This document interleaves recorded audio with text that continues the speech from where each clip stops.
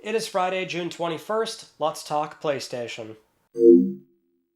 Welcome back, everyone, to another Erdtree and Daxter episode of LTPS. As always, let's begin with our PS Plus reminder. The June PS Plus Essential lineup is still live on PSN, so make sure you claim your monthly games. Also, PS Plus Extra and Premium, the June lineup is now live on PSN as well, and that also means we now have some games that are going to be leaving the game catalog in about a month's time, which this time around, nothing too crazy, only 6 games, that primarily being Tiny Tina's Wonderland, so if you have not played that game just yet, you've got about 30 days from this point on. Also, Saints Row 4 Reelected, you might want to try that one out as well. And I personally won't pass any judgment on if you want to play My Little Pony, A Maritime Bay Adventure, PS4 and 5. You could easily double dip, get yourself 2, I would assume, very easy platinums. I also assume that game has a platinum, but either way, I don't think anything of too big a value was lost this time around for the games exiting the service, only 6 titles. But going into our first news story, more classic game news here, we have Time Splitters, recently rated in Taiwan for PS4 and PS5. This was spotted by Gamatsu, and this is one of those things where we can safely assume this is for the PS Plus Premium Classics game catalog because it was only for PS4 5. This is exactly how we've learned about various other classic games so far in the past 2 years, so this is almost definitely for re-release on PlayStation Network, and that I think is a very welcome surprise, right? Because especially considering that for the expectations for PlayStation 2, like we see with PS1 and PSP, we have to temper those expectations. They're going to heavily lean on first party to bolster that lineup, which that in itself is a good thing, but third party is really the big issue. So Time Splitters, I think, is awesome. That is a very good get for the program, and we should probably be seeing that game pop up either next month or maybe the month after. It doesn't seem like it's too long of a time delta from when they're rated in Taiwan to when they eventually ship on PSN.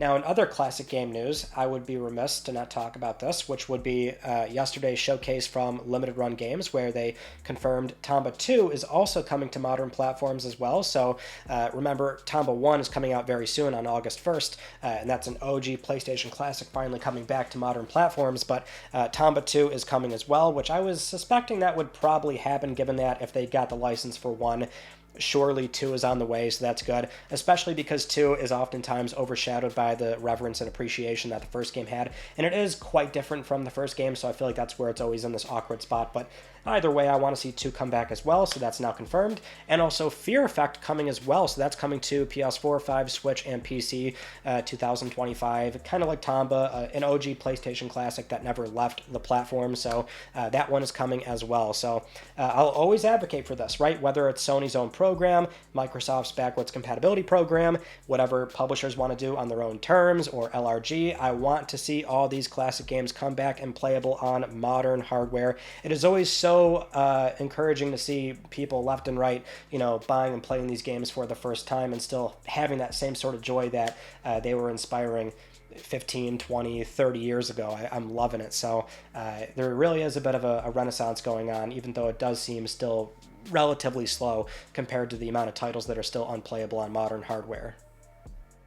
Moving on to the redesigned but still in beta upgrade for the PlayStation 5 home screen, where it's the Explore icon, which is only available on US consoles, but right now, most of you probably know, Sony is beta testing an upgrade to that page where it's a lot more usable. There's all these separate widgets you can move around and toggle, and you can see very useful information like battery indicator status, or console storage, or recent game captures, and Sony is still expanding upon this even though it's in beta right now. So the recent upgrades is that they've added temporary time-sensitive widgets. So some examples here would be a nice little reminder to claim your monthly PS Plus games, or a progress bar for data transfers or downloads of any kind, or a link to the changelog that shows you all the recent changes for the Explore icon, which that also has another example in there, which is a temporary widget that might be a notification for a new background being available, which there is none to mention here. They're all the same ones that are still available, but the example shown does say that they can use it for something like that. Other updates they've made, though, is that there's now a new widget for messages. So like all the other widgets, you can resize this and move it around, or you can tap through it with like open conversations with L1 and R1. And then the console storage widget can now display M.2 and USB extended storage if your console is so equipped. So now you can tab through that with L1 and R1 or manually select it with options.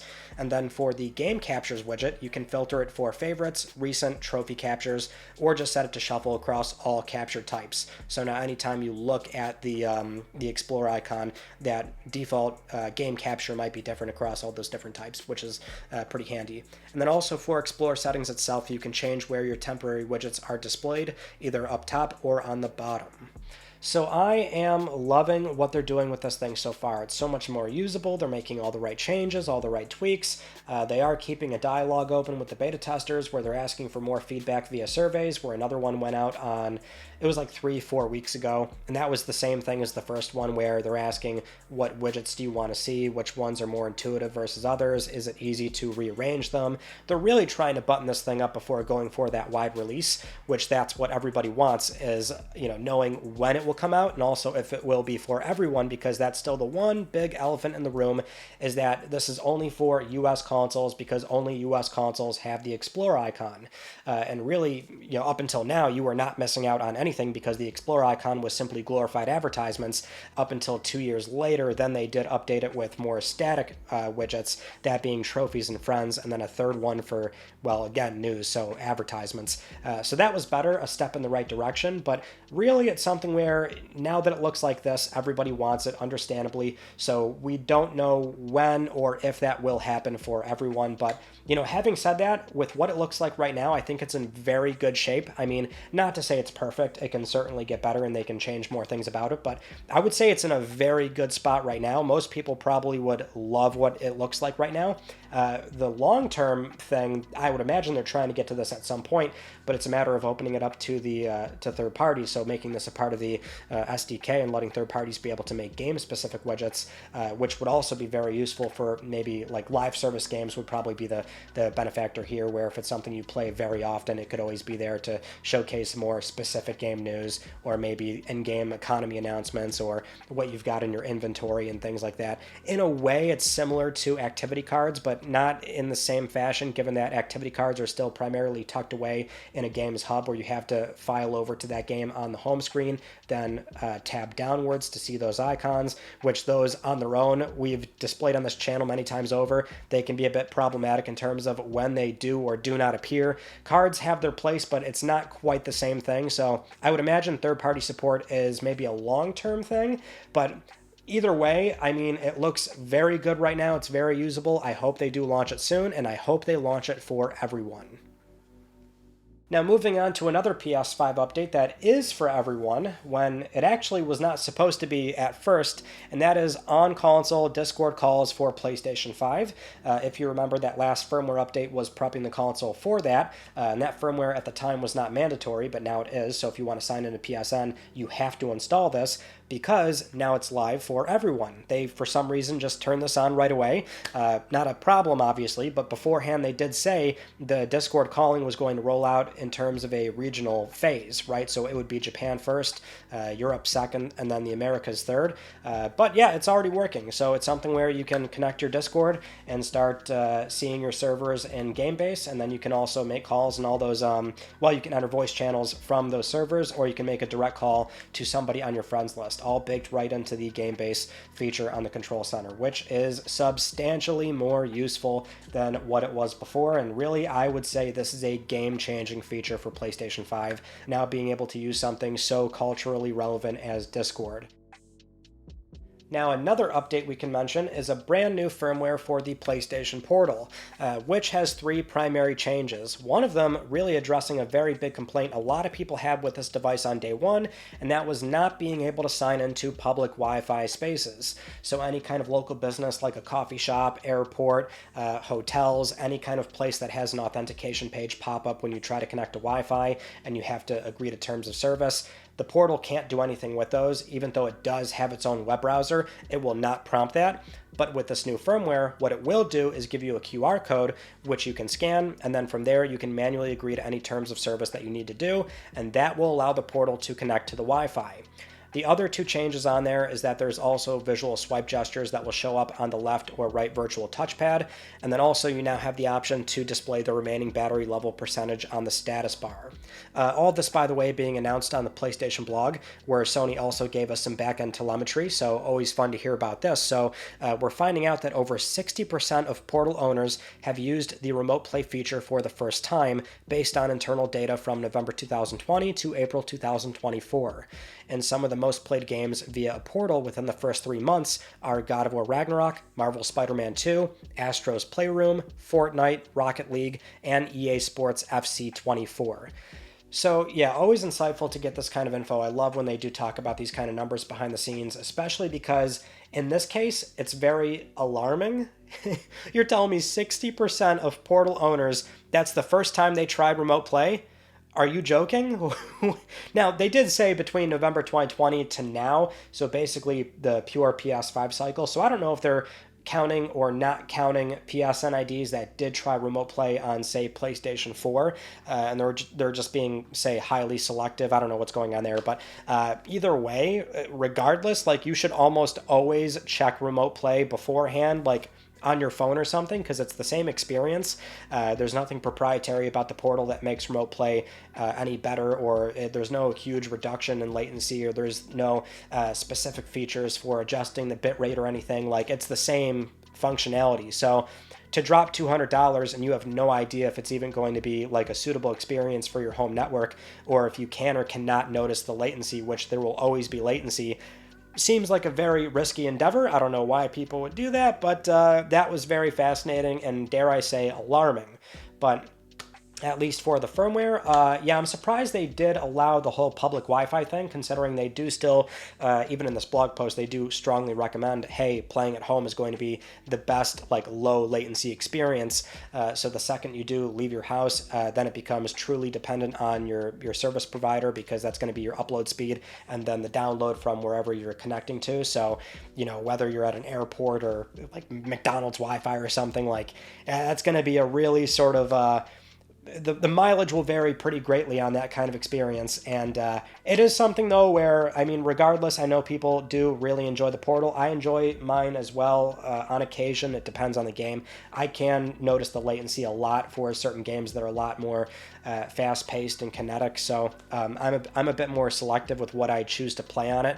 But for others that are playing big AAA, you know, kinetic games on it, I mean, more power to you if you don't notice the latency, because it very much is there. So the second you do leave the house, it's probably going to get worse. But if people are enjoying their Portal, obviously I'm not going to stop them or rain on their parade, but it is fascinating. I mean, if anything, the only other firmware that this thing needs, because there's not much to it, is accessing PS Plus Premium PS5 game streaming. Really, streaming in general, I guess, would be fine. Let it access PS3, 4, and the 5 catalog, but really it's those PS5 server blades, because the performance there is so good that really it can oftentimes match, even probably exceed certain scenarios when you're playing outside your home, or even in your home network, I should say, because it is quite a good experience. Next up, let's talk about PlayStation Stars, which is still down. So not really anything to report here. They did update the mobile app to where the icon is back on there, but it just tells you that engineers are still working on it, so there's really nothing new to report. I will say, it seems like this is another typical Sony back-end thing, because we're no strangers to this kind of stuff, right? I mean, historically, PSN has had its highs and lows, and it reads to me as some kind of typical, like, weird back-end thing that they're just trying to sort out, and it's taking what appears to be an inordinate amount of time, which, and I would assume this is unrelated, but we actually did learn that the other, like, truly separate Sony rewards program on the Sony site for Visa card holders of the Sony credit card and the PlayStation 1, that program actually is ending on December 31st of this year, and existing card holders can still build points and redeem up until that point, but you can't, like, get a new card and start earning points that way or something, which I think there's some speculating that the credit union that backs that card, they're actually going to be doing their own program, so maybe that's why they're retiring it, but I would assume that is unrelated to this, which, if anything, maybe we can be hopeful that they're also doing some back-end upgrades and also prepping the console for this functionality as well. well, because the mobile app is fine, obviously, but I would much prefer to have stars right on PlayStation 5 to where not just like displaying the digital cabinet or whatever, but being able to start campaigns on the console, being able to redeem the coins on the console so you can, buy your stuff that way right then and there. It's like the campaigns, unless you like remember or know about them or you're buying certain games, sometimes you just completely forget and you miss out on some free points basically. So I would rather them do that first and get that ready. All right, let's move on to some game news here, starting off with Blue Point Games, where we don't really have a whole lot, but we do have something, and that would be Blue Point Games head of technology Peter Dalton, where over on Twitter he was quote retweeting the news about Hidetaka Miyazaki saying he would not let layoffs happen while he's still president, which Peter deeply respects, and then somebody chimed in asking if the studio is still working on original content like they announced before, and Peter says nothing has changed and that they're still working on an original title and that everything takes time. And that's the news, which on its own probably should not be news, but the thing with the studio is that they are in a more unique spot than other studios where they're primarily known for remakes, remasters, ports, but when they were acquired by SI in 2021, the language back then was, hey, and we're also doing new original content, and them also talking about how we're a studio comprised of, all walks of developers and creatives that have worked at other studios working on new properties and new content. So while they're known for remasters, they're absolutely capable of doing new things, and so they said original content, which at the time, I think the speculation fairly was, okay, that sounds like an existing IP, but it's a new game and you're handling a new entry in that particular series. Then we had even more speculation, which really reaffirmed that theory, because the Insomniac breach did have a slide for Blue Point Games where internally, where secrets are expected to be kept, it still said original content. So it seems very clear that is purposeful language, and now we have a third instance where it's being called original title, which that on its own I think very much still fits the same profile. I'm seeing some say, oh, that means new IP, and I'm like, what? They're still not saying new IP, which I think is the most damning evidence here, right? Saying new IP is the most common sort of whatever phrase in the games business. It is just the most quintessential, we're working on a new game, here's what it is. New IP, new IP. It's not some kind of Morse code or these unspoken words that publishers and studios don't use. Like if they're doing that, they always say it. But, publicly, internally, and then this third instance, they're not saying new IP. So I think it is almost a certainty that this project is a new entry in an existing franchise, which is also why the one concept art from the Insomniac breach, which just based on how it looks, some are theorizing that's like maybe another entry in God of War that they're working on. Granted, they also worked on Ragnarok recently as well. They did some outsourcing for that game also. So, that's just something where it gets into, I guess, the kind of speculation where that's not guaranteed. I personally would not put too much stock into concept art because concept art is just that. It could be literally anything. So with that in mind, I think we are still looking at Blue Point Games doing something in an existing IP. What that game is and when they talk about it, I think is still something we're going to have to wait for. Next up, let's go over the third platform holders not E3 presentation. That would be Nintendo with their recent Direct, where they had a very strong showing, surprisingly, given that we're near the end of the Switch life cycle, and I think a lot of people did not expect that much first-party content for closing out the Switch's final somewhat relevant years before a successor is finally announced. It's kind of crazy that we had such a strong show from Microsoft, and then Nintendo also fires off on every cylinder. So really in the PlayStation landscape, what's relevant here is, hey, at least we can see all these shows and the third-party announcements.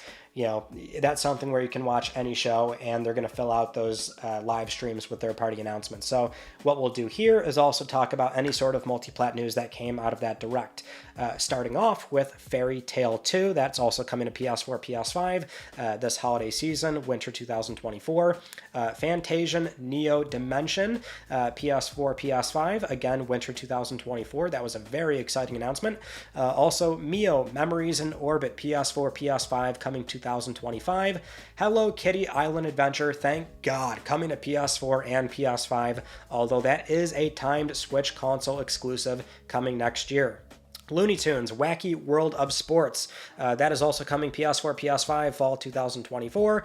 Among Us update, that one is PS4, PS5 as well, which it's already out, so you can go mess around with that. And then Pharmasia, PS5, November 1st, 2024. Only PS5 on that one, which is a bit interesting to see all these Switch releases, but some are indeed only for PlayStation 5. Another very exciting announcement, Dragon Quest III HD 2D Remake, that is coming to PlayStation 5 on November 14th, 2024. My god, that looked amazing. And same for the Dragon Quest 1 and 2 HD 2D Remake, that also for PS5 next year as well. Funko Fusion, that's for PS4, PS5, September 13th, 2024. Then the Shadow Drop Metal Slug Attack Reloaded, that's out now for PS4, PS5. Darkest Dungeon 2, PS4, PS5, July 15th, 2024, so that's coming out very soon. Phantom Brave, The Lost Hero, PS4, PS5 next year. Marvel vs. Capcom Fighting Collection Arcade Classics, PS4, 2024. A lot of people, understandably, very excited for that one. Terrell, my friend, the fighting game expert, he was very pumped for that as well. And we're getting physicals of that game too, so nice to have modern physical prints of all those valuable fighting games that were delisted for such a long time. Just Dance 2025 edition, PS5, coming in hot on October 2024. And then also very surprising to see, but we got some Switch footage of LEGO Horizon Adventures, which we all know coming to PS5 this holiday season. Tales of the Shire, PS5, holiday 2024, and then Ace Attorney Investigations Collection for PS4, no PS5 on that one, September 6th, 2024, and then Romancing Saga 2, Revenge of the Seven, PS4, PS5, coming out October 24th, 2024. And those are all the multi-platform announcements from the Nintendo Direct, which was again a very strong live stream, especially when you do throw in that Nintendo First Party, which was just so fun to watch and see play out, especially because I think a lot of people did expect not a whole lot as we enter the final year of Switch and wait for the successor. And it's just amazing what Nintendo does sometimes with how they manage those studios and that IP and those budgets, because it's still quite high for the nature of the games that they're making, right? I know sometimes they get this kind of pass with them being an uneven comparable to, say, Sony or Microsoft, but it's always just so fun watching their lineup. And so there's still a lot of stuff coming for Switch, which is amazing. But, I will push back, though. I've seen a lot of people say they came in and saved not E3. Not fair at all to Microsoft, where they actually had a incredibly strong live stream themselves, arguably one of their best. So I think firmly it was like Microsoft and Nintendo that did a very good job, and then Sony where, kind of in the bleachers, not like they did not have game announcements and they don't have a strong lineup this year, but they simply just don't line all these things up in one particular live stream. And also, we still don't know what a lot of PlayStation studios are up to, so I still suspect that is coming at some point, and at the very least what we can mention going into our next story is Gamescom in August, which the news here is that Sony confirmed to Eurogamer that they will not be at Gamescom 2024, which is not really a surprise given that in terms of exhibiting at the event, they have not done that in years, and they've not been doing that at E3, not E3, also Gamescom, TGS, Paris Games Week. They're not exhibiting, but we can say there's still Jeff Keighley's Gamescom opening night live. So at the very minimum, we'll probably see them give Jeff Keighley another trailer, maybe 2 trailers. Really depends on what they plan on doing this time around. Although I would probably suspect that it won't be anything new. I'm kind of on the fence of they would at the very minimum show off LEGO Horizon or Until Dawn again, because those games are coming out this year and we still don't actually know when they're coming out, so that would be the release date trailer, which those could also simply be PS blog announcements, and I think they'd be just fine leaving it there. But I think they would maybe bring those trailers again. It's close enough. But on the other end, I think at the top end, it would maybe be like, okay, another trailer for Death Stranding 2. But I think that's kind of like the very top end of what we should expect. The major announcements that we're still waiting on, I think that is very likely going to be either later this year or early next year. Moving on to our next story, we have a very interesting conversation from PlayStation's former head and chairman of Worldwide Studios, Shawn Layden, speaking with Christopher Dring of GamesIndustry.biz for their upcoming series of sprint videos going over the games business. And the topic for this conversation was the current unsustainable landscape of the AAA video game business. So back in 2020, Shawn Layden made a lot of headlines for signaling this. So 4 years later, Shawn is back discussing the current state of affairs, and he starts by saying that while his prediction was right, it's not exactly the outcome he wanted. So with large blockbuster games costing between $150 to $250 million, and the games themselves only getting bigger, it's becoming too big of a burden for everybody involved to carry. So how do we make it better? Shawn starts with, and I quote here, "We live in a world where only 32% of gamers actually finish the game. So we're making a lot of game that 68% of people aren't seeing. So should we continue to build games that are unlikely for most of the people to even see the end of it? It costs to build to the end, you can tighten that up.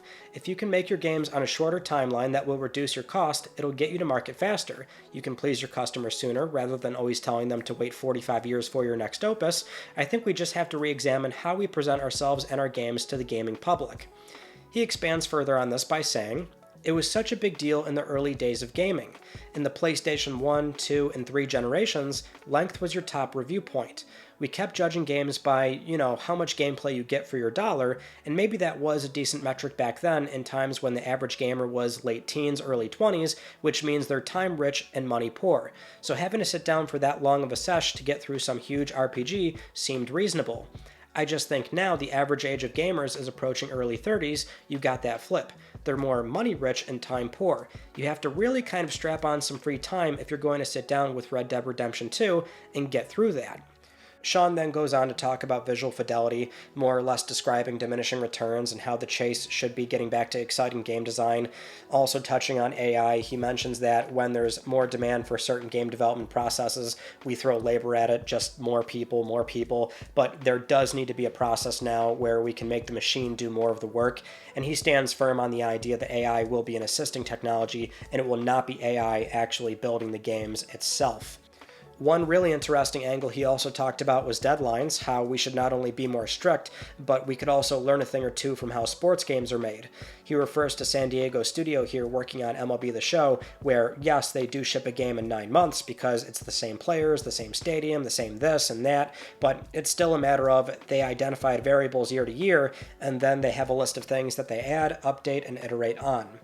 A lot of food for thought to unpack on that one. It's always so fascinating hearing from Shawn. He actually was also at Summer Game Fest for an IGN sort of presentation. Well, it was presented by GamesIndustry.biz, where Christopher Dring was emceeing a roundtable discussion between, it was Shawn, Michael Pachter, and Van Burnham, and they were going over the future of the console business and where we could or could not be headed, and that was also a very fascinating talk. I'll try and leave that link down below. We just did not have a whole lot of time last week for LTPS. The show was already so long as is. But for this particular talk, it's always great hearing from Shawn or anybody that's formerly of SIE because they're formerly of the company. So in the case of Shawn, where he had such high senior positions, he was the former president and CEO of Sony Computer Entertainment America, and then sort of downsized to a degree in 2018 to leading first-party studios and then getting the chairman role and then leaving abruptly, which we assume based on, I guess, how many times he talks about these sort of things and what he was doing at the company, there almost certainly was friction in terms of where he wanted to take the company, maybe trying to tighten up the budgets, and who knows what kind of timeline we would be living in if he was still at SIE and maybe even climbed the rank further to lead the entire organization and had to really call the shots on, I guess being in a position of us not funding these $250, $300 million first-party games anymore. And also, Shawn was a big advocate of more creativity and smaller projects as well, so we probably would have had those live on or maybe see more investment in that sense, right? There probably is I don't want to say a very different, but probably a different enough SIE if he was still around during that time. But it does highlight just how vocal he is about these sort of things, where at the time he was probably seeing these ballooning budgets and wanting to do something about it and he does make a lot of valid points. I mean, honestly, I agree with a lot of what he's saying. I find the sports analogy or that sort of description very surprising, but and I would assume he's not like boiling it down to, oh, we should be having Naughty Dog and Insomniac and Sucker Punch, ship a game annually. Like, he's not obviously equating it to that, but simply a matter of like the framework and pipeline of how a sports game is put out every single year. There's just a lot to learn from that, adapting it to other genres, other studios, and trying to get some of those, just find some efficiencies in the pipeline to bring the development time down on those games. But I think a lot of publishers in the here and now that are in that $200+ million budget, which there are still a select few that are doing that, are kind of re-examining the business, just like SIE likely is, right? Trying to really tighten up the budget and figure out where we go from here, because quite frankly, and he's right with the whole time rich but money poor thing when you're younger, but then you're money rich but you're time poor. Like, that's very much where I am. That's what happens when you get older, right? So it's like trying to sit down for a weekend to, like, even like The Last of Us Part 2, right? Like, the game is just a really sort of incredible anomaly with what Naughty Dog was accomplishing for a single-player narrative game across all disciplines of game development. But it's also absolutely nuts that game is like 30-something hours for that kind of title. It's just, for a linear story narrative game with that kind of production value, and it's like a straight 30-something hours, I would assume for most people to get through that game at a reasonable pace. I mean, it's crazy. So a lot of people are not going to see that game through. I would advocate for smaller games, which I think for some is kind of a crazy thing to consider when games are also just very expensive nowadays. But I think there's just so many more that could be said on this topic. But generally, I think I would agree with Sean, and I'm just curious as to how many publishers are starting to maybe come to terms with that. Moving on to some PlayStation Productions news. Recently, during a presentation at Cine Europe, Sony Pictures has confirmed that an Uncharted movie sequel is in development. And that's the only news we actually have. I don't think there's any other details about that movie, just that a sequel is coming. And that's not too surprising. The movie made $400 million something against a $120 million budget. Throw in another 50 or 100 million for marketing, and that's still a movie that was very profitable. So the one, I guess, benefit here we can say is that, because the movie, obviously, I think for a lot of hardcore fans, rightfully so, did not like it. It was meant to be this young Drake origin story, which I'll always say I thought it was still like a fun enough action movie that had the spirit of Uncharted. Like, I feel like the quips were still there and the writing was there where it felt like Uncharted, even though it wasn't exactly what we wanted. But the silver lining is that near the end of that film, there was very much a cliffhanger pointing us in the direction of the next one, getting us to the events of Uncharted Drake's Fortune. Because if I remember, they were showing off like Eddie's Golden Gun and a map of El Dorado or something. If I remember correctly, like, that's where that was going. Mark Wahlberg also sporting the mustache, so there's that, I guess we can say. But yeah, that movie is going to be a real thing, which we can also mention as another news story. Twisted Metal Season 2, we also know who's going to be playing Calypso, the famed host of the Twisted Metal tournament, and that would be Anthony Carrigan. So he's confirmed for Season 2, as reported by Variety. He will be Calypso. So I don't think I have anything reasonable to add there other than there you go. It's something that we can look forward to for Season 2 of that show. Still haven't watched Season 1. I'm not really like huge into the lore of Twisted Metal, so I'm not sure if I don't know. I just don't really have much interest in watching that one. But I do want to see where we go for this Horizon and God of War series from Netflix and Amazon as well. Hoping we see something from that fairly soon. And of course, we have Season 2 of The Last of Us HBO to look forward to as well for the more static PS production experiences adapting PlayStation IP.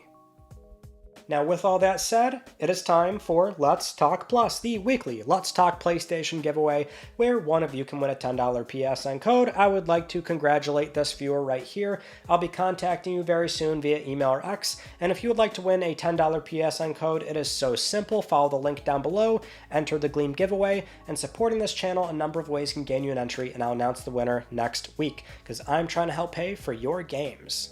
those are some of the stories from this past week that I wanted to talk about with you all, and our Tuesday video was a 2-year review of PS Plus Extra and Premium, so looking back at the past 12 months of game additions, the game catalog, how many titles, how many classic games, new value propositions, and also weighing that against the recent price increase. Is it still worth it? So go check that out for a bird's eye view of where the service is right now.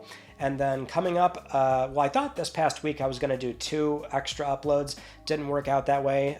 Not sure if that will happen coming up, since I tend to work on like 5 or 6 different uploads at the same time, and whatever's ready, I'll usually upload whatever is closest.